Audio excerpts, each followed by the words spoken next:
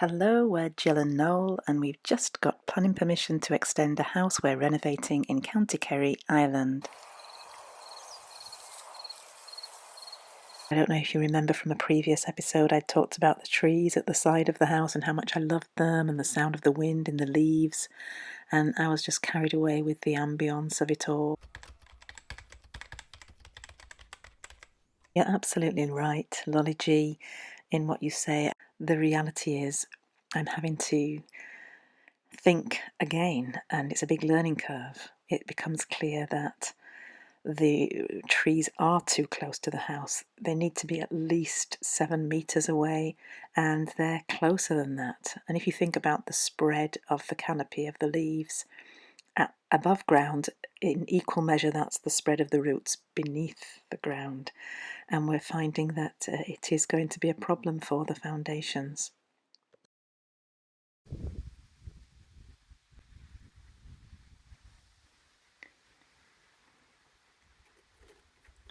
The most important thing is to do the right thing by the dwelling, by the house, and to protect and preserve its longevity at all costs. Thinking for future generations, for our children or people in the future that will come to live there, not wanting to make or create problems for them by the choices that we make now. So being good custodians is having to make those difficult decisions, and I'm afraid it meant that some of those trees at the side do need to come down.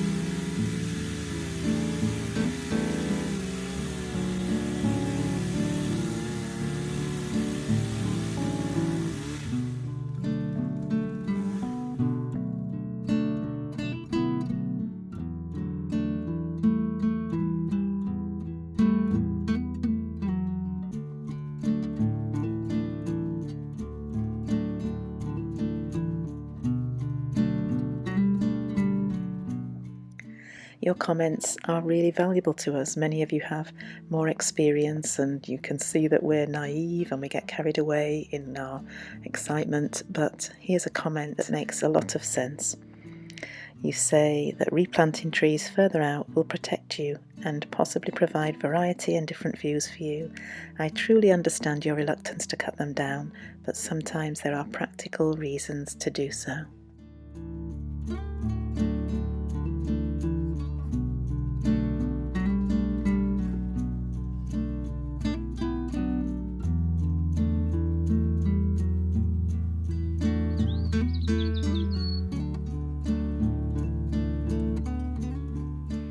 Thanks for all your advice, by the way, regarding the knotweed. It's good to know that we're not alone. Other people have experienced it and managed it and found solutions.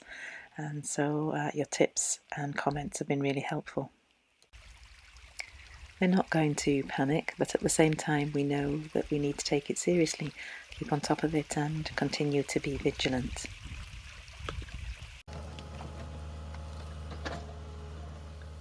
So some of these tree roots need to be removed because they are situated where the new build will be, around the back of the house.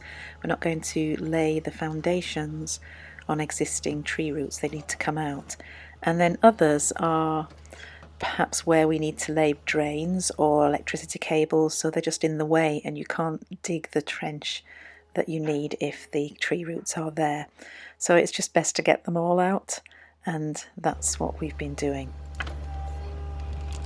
Well, not me, I should add. I'm back in Cornwall, just editing the videos that Noel sends me, and it doesn't look like Noel and Dennis are doing very much there. They're just stood watching on. Can you see their shadows? It seems to be Pat that's doing all the work. Bless him. Haha, can you spot Noel taking the video that you're watching?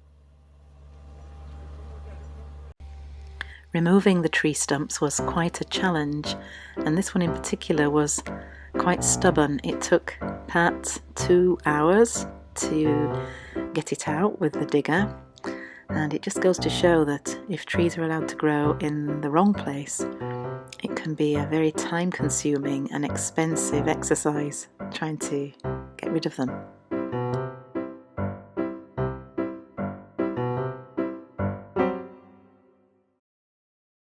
I think I mentioned once before that Noel's family bought him a tree voucher for his big birthday, and so that he could choose some trees and plant them. And whether it was a sense of guilt at chopping all those trees down or just a renewed resolve to plant trees, he decided to take a trip to Future Forest. Oh my word, look at that. You wouldn't want to be meeting somebody coming the other way in that little tunnel.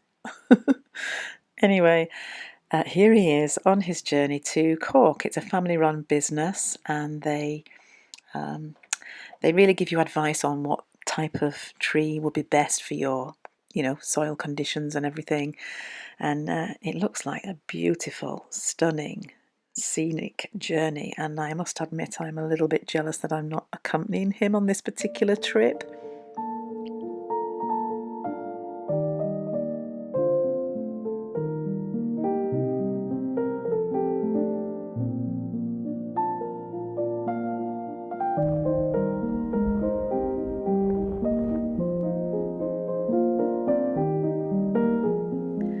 You can forget all your troubles when you behold a view like that.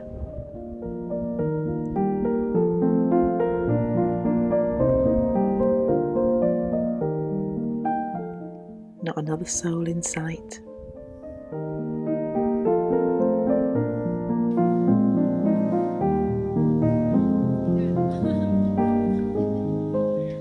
Now I can hear other voices. I think this must be a viewing platform. You would stop for that view, wouldn't you? Just heavenly.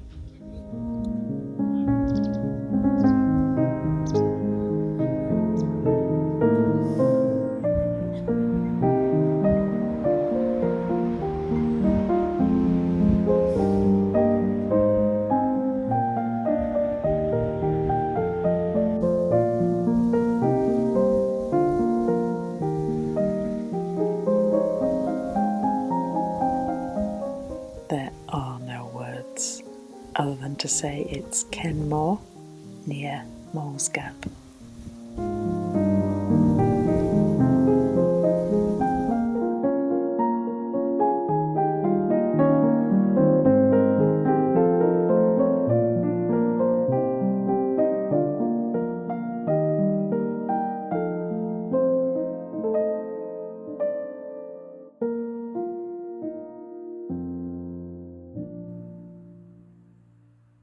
So this is the top of our drive as you leave the house, and Noel was really wanting something for this corner, a statement piece, a deciduous tree that would change colour with the changing seasons and just look really nice there at the other side of the gate, so that you would see it as you approach the house.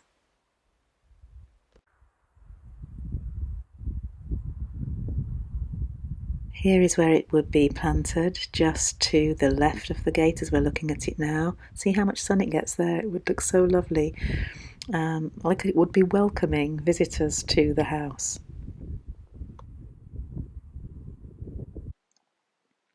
We were thinking perhaps a maple, but the people at Future Forests thought our soil was a bit too clayey, so they recommended this instead, liquid amber. We hadn't heard of it, but it's beautiful. Maybe some of you know of it. Maybe you have one in your garden. Let us know in the comments. Just look at the colour of those leaves and the shape of them. Quite similar to maple, really. Here's our first tree. I'm down to buy that today from Future Forests. It's a liquid amber, so these leaves go a lovely red colour in the autumn. They haven't started turning yet. There's a few sort of yellow ones there, probably about 2 meters tall at the moment, grow up to 10 with a nice spread on it. So we'll have a go getting that in the ground tomorrow. Lovely.